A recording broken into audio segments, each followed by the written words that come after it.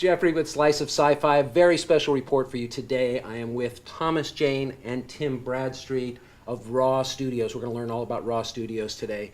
All right, so right before we started recording, we were getting set up here, and you guys were back there. You were going through a whole book full of guns, and you were the period pieces, and you were being very specific about what you were looking for. Mm-hmm. Can I ask for a little deeper behind the scenes at Raw Studios? What were you guys looking at? Why were you playing with that? And you're toting. Well, I'm practicing. Yeah, I'm actually talking to a bunch of gun guys, and we've got some different stuff going on. But I'm actually, Tim and I are preparing to do a Western next year. Raw Studios is going to do a Western. We're going to shoot it in Monument Valley. And we are talking to a bunch of terrific actors right now. And, you know, it's a script that I've been working on for quite a while. And we've just got financed. So we've got an April start date. And you know, we're looking at how do we bring something that's unique and yet iconic to the Western genre. You know, what I don't like is when people try to stick a square peg into a round, nice Western. You know, I want to, you know, like let's try to reinvent it, but failing miserably. Yeah, I mean, there was that Western that came out that had rock and roll music in it, and that failed miserably. And there's, you know, there's limits to what you can do within the confines of a good genre, unless it's science fiction, where then there are no limits. But in the Western, Cowboys and Aliens. In the Western, you still have to make a good product. Almost killed us. Yeah, and almost single-handedly killed. Regardless of the names involved, you still have to have a good product, something to build on there. And maybe if they'd have gone back to the source material that was based upon, or where the idea came from, maybe they'd have had something there. But I don't know. I think that's what happens too when you get too many corporate entities spoiling the broth. Which is why it's, you know, I think Tom and I love to do comics too. This kind of goes back to what you were just saying. But I think the reason we love to do this is because we can kind of do what we want to do. Right. We're not being told we have to market it this way. We're not being told we have to, you know. Well, you know, that we don't think that material is something that's going to appeal to a wide audience. So, you know, let's backpedal and stick a pin in that, you know, or some other watchword. And if we love it, we go for it. We do it. And some stuff. Well, if we can get really financed, fast. we do. It's a fine line. You got to create something that actually people want to see, and you know, we can't go wacky unless we're doing a comic book and I'm financing it myself. But our stuff is pretty, I mean, we're pretty well informed to start with. We're not just like coming up with bizarre ideas and going, let's do this. No, I mean, everything that even comes up as an idea that we're seriously considering has gone through some level of, you know, is this going to be practical? Right. And then the upside is, ultimately, through Raw Studios, you own your properties. Mm-hmm. So you're not, it's the old golden rule, he with the gold rules, and you're not being told what to do in most of these cases. You have to earn it. Yeah. You know, to get to that place, you know, you got to work for the man until you've kind of carved out your own niche, and then you can actually earn a piece. It's something that's very hard to do, especially in Hollywood, but we'll get there. You know, by creating stuff that's unique and creating stuff that's quality that people actually want to see, we'll get to the place where we can own a piece of our material. You know, in the film world. Mm-hmm. And then we'll have, be granted a little bit more autonomy from each project that we do. And that really is the goal. It's why we created Raw Studios, so we can give ourselves the autonomy to create something that's unique. You know, those are the guys that have always inspired me. And put our stamp on it. You know, I mean, everything's whether we're drawing it or not, or we're writing it or not, in the development stage and that kind of nurturing stage, and the material that we choose to begin with is kind of, you know, in our wheelhouse of this fits our sensibilities. This is the right kind of a thing, and when it sees life, it should feel like something that is uniquely, you know, Tom and I, as well as whoever may be working on the book. So, right. Does that mean that all properties will have? All Raw Studio properties will have a Raw Studio look to them? Will I be able to read a book or download a video or go to the theater and say, oh, totally, this is a Raw Studio piece because of the creative influences? I don't know if it has that John Carpenter kind of signature kind of, you know, you know how Not yet, but 10 years from now? it's possible. Yeah, Anything's possible, but It would be nice. It would be nice to create something that was uniquely, stamped. What's most important to us right now is creating, is casting the right people in the right jobs, the right artists and the right writers. So to serve the material. Yeah, that serves the material. It's interesting to create something like the Coen Brothers, where you just feels like a Coen Brothers film. But in a way, I'd like to be a little bit more expansive than that and create different genres that actually have their own feeling. And I love what you're saying. I would love to create something where the lights went down and the movie came up and it was stamped as a Raw Studios thing, and you got that signature style like a Sergio Leone picture. But our taste with Alien Pig Farm, we cast an artist that was perfect to tell a kind of comedic science fiction alien invasion, aliens versus pig farmer movie. And that's going to be totally different than Dark Country when we hired Thomas Odd, and he created this wonderful noir scratchboard style, or James Daly and Tim Bradstreet, who did Bad Planet, and that's got a realistic comic book feeling to it. That's like a modern day EC comic book. These things. Or Sean O'Connor on The Lichen, which is a completely different, again, period, illustrative, unlike anything else we've done. So. Right. Yeah, and that's more like a Franklin Booth kind of a very woodcut, old-fashioned kind of style. Because the movie takes place. Yeah, Clement Cole. The movie takes place. I mean, the film, the comic book, and this is actually one that I do want to turn into a film. Takes place in the late 1700s. So the style, how you choose, it's sort of like picking a cinematographer. And it's sort of that all influences the way something can look. I'm hoping that the unifying quality of our work is quality. Yeah. The unifying,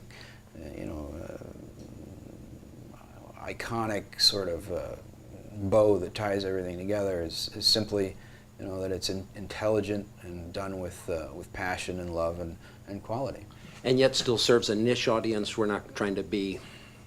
Exactly. Yeah, you'll always find something that's a little unique in our stuff. That's the material that we look for, and that'll certainly stamp us. But that's also how you find, like nothing that like Easy Rider, when it kind of changed the face of Hollywood, was just a little $100,000 movie, and it proved that no matter what it is, if it's the right timing and it's the right kind of stuff and it hits society in the right way, yeah. You can change things like that. In today's Hollywood, it's so hard to do that because there is such a it's all about opening weekend. It's all about big tentpole, $200 million budgeted films. But we got no problem with being commercially successful. But if we just keep doing, what we're doing, But without dismissing your allegiance Exactly. to the core audience that you're trying to serve, that gets the stories you're trying to tell, right? Yeah, and we Something have will created an audience, and they do expect a certain very kind loyal of audience. stuff from us, and we're really excited about that. We're revamping our website. I think that comes out in a couple of weeks or so. So that'll be fun. So what's the website? It's rawstudios.com, and you can come join our forums and Yes. check us out. We give Still do the updates same on all our thing. different stuff, and we have a really terrific forum on there, especially the comics and film forum. There's a great discussion on alternative movies and stuff that you maybe haven't seen. You should check it out to get some ideas about some great movies that aren't mainstream, and that's Raw Studios all the way. What comics / graphic novels / TV film? Are there other media where you have stories that you want to tell? Well, Raw Studios put out a record. That's awesome. Yeah, Uh-huh. we put it out this year. It's by a guy named Rusty Blades.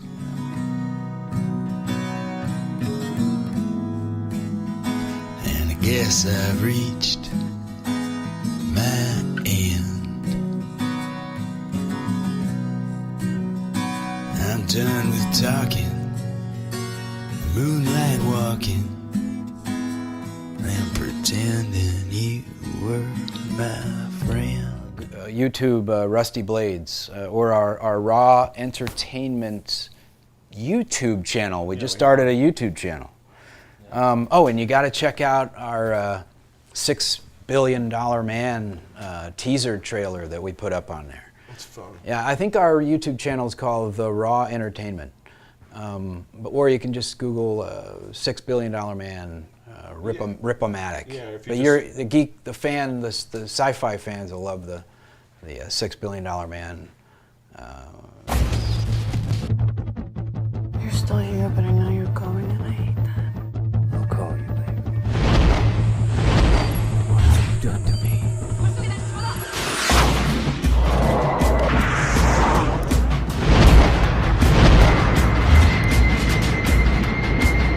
Looks good, Clyde, right down the middle. Tango, where are you guys at? Roger that. Oh! That view is tremendous. Pally. We're rolling through the notch.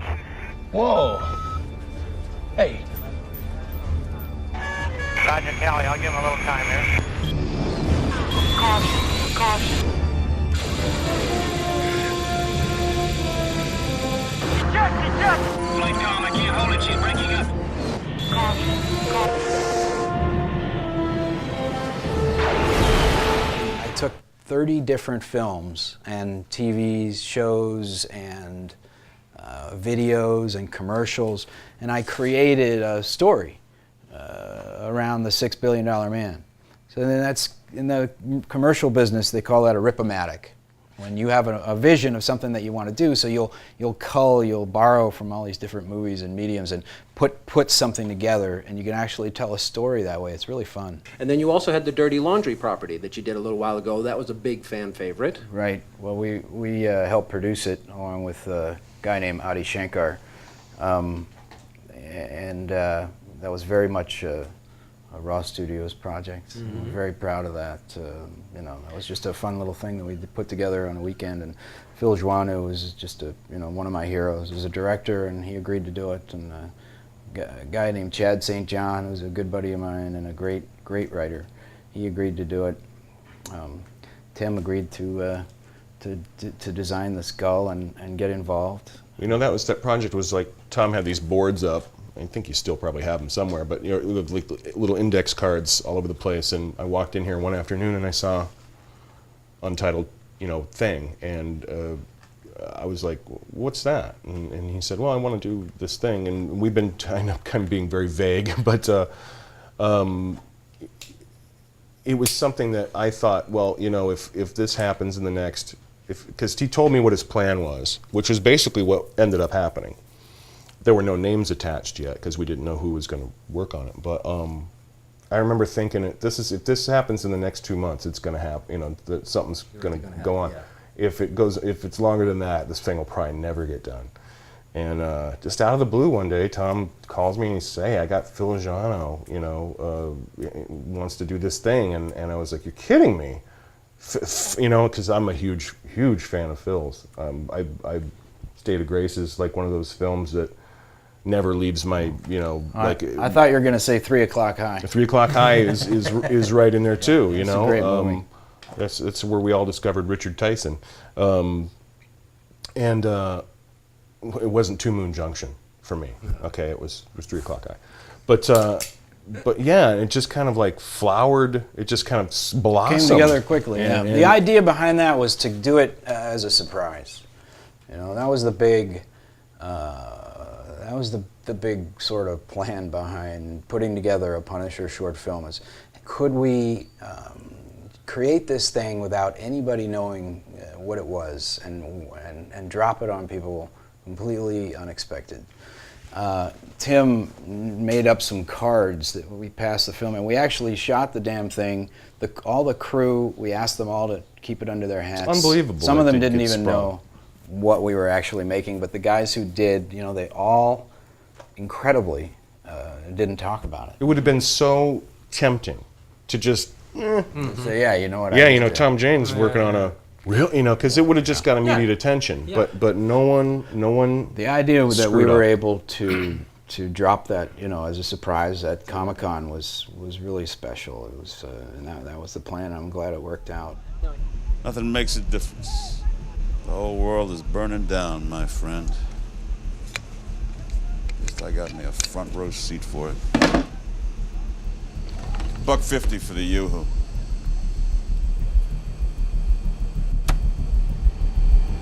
Bottle of Jack. Get him on the wall! Come on, say yes or I'll cut your fucking throat, kid! Come on, kid, say yes! All you gotta do is say yes! You got a choice! Out of my way! Or this way! Come on now, kid! You say yes! All you gotta do is say yes! We got a motherfucking problem up in here! Now, I think I read or heard through the grapevine that the earliest, the impetus for this was that you just loved that character. Of all your characters, that was perhaps the one. Well, I have a special soft place in my heart for Frank, yeah. Mm-hmm. Yeah, I do. Well, it was that itch he couldn't scratch, and he puts it in those terms too. And Frank's been haunting Tom since the first film wrapped, and it was such it was a real killer when he had to turn down Warzone. I mean, it really people don't realize, but he fought tooth and nail. He brought Walter Hill in. Nah, we're not interested. He went so far with that, and I talked to him every night around that time, and and at one point it just became obvious that he was going to have to divest because they were just trying to railroad this project out that was so. They were trying to get it out too fast, and they couldn't quite come up with the right concept on it. So we failed. We railed the walls and failed to get the point across. But it was also something that the experience of making a comic book movie is so. It's with the internet age. You're so overwhelmingly inundated with everybody's fanboy feedback, and I think Tarantino said it's impossible to make a comic book film. You can never satisfy the fanboy crowd. It's too fickle. Yeah. And and that actually, people try not to be affected by that, but they are. And in fact, I think sometimes way too much. And so it's this balance between sort of figuring out what is real about the character and what people love about it, but also, not taking every motherfucking suggestion under the sun. That's because everybody's got a different idea. Stick about 90 who this characters guy is. in the movie, and just it becomes a mess. And So doing it doing it outside of that convention where you're making something and you don't have the scrutiny of the community on your back, and you're dropping it on them as a complete surprise.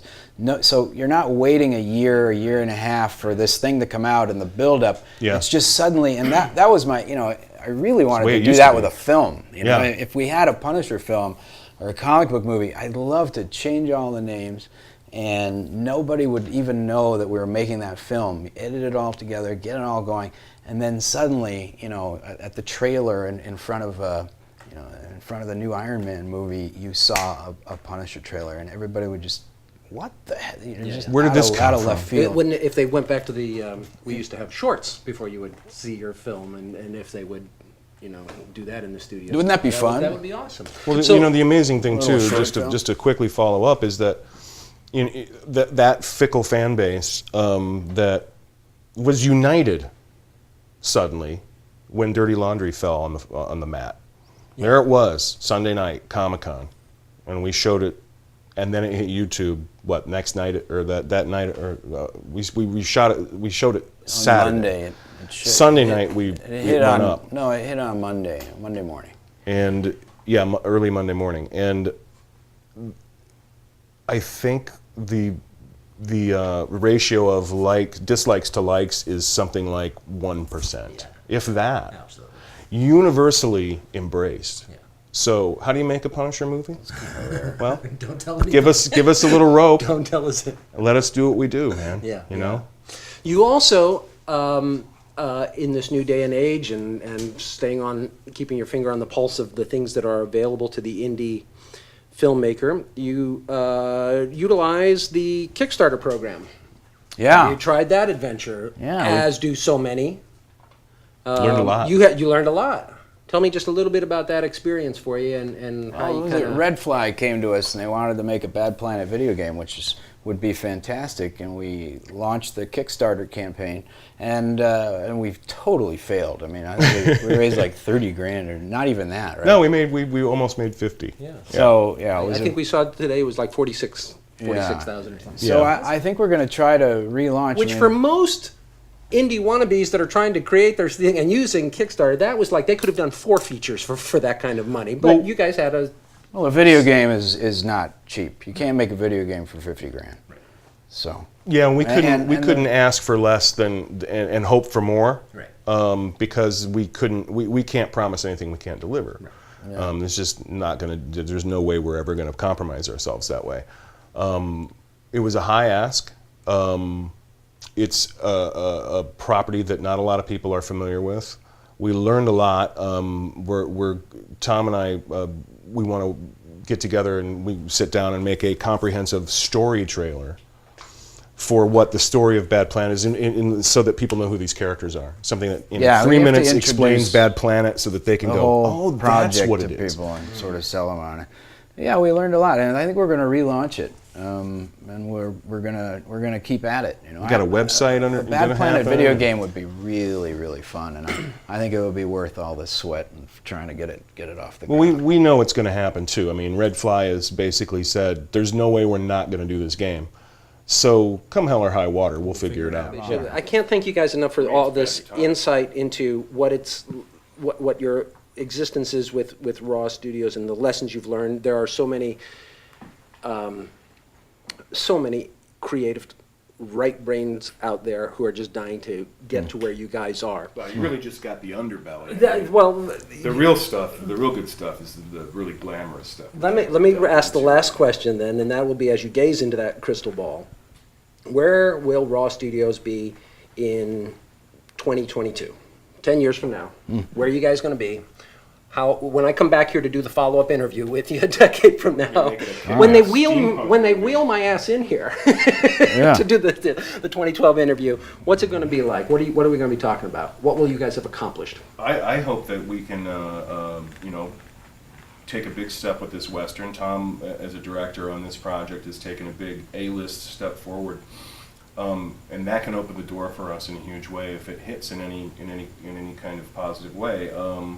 And can open the door for us, following up with other properties and other things that we have. So I would hope in 10 years we have been able to build enough clout to make a great science fiction film, where we're not worried about, we don't have the money for this or that, or of course that'll always be a concern, but being able to not be stepped on by the fact that something like Bad Planet is impossible to finance. Hopefully, there'll be a will and a way, whether it's through something like Kickstarter 10 years from now or whatever, but we've come up with a thing that we know we want to make, and it's going to be the great science fiction piece. That answer to what Alien did to us in 1979.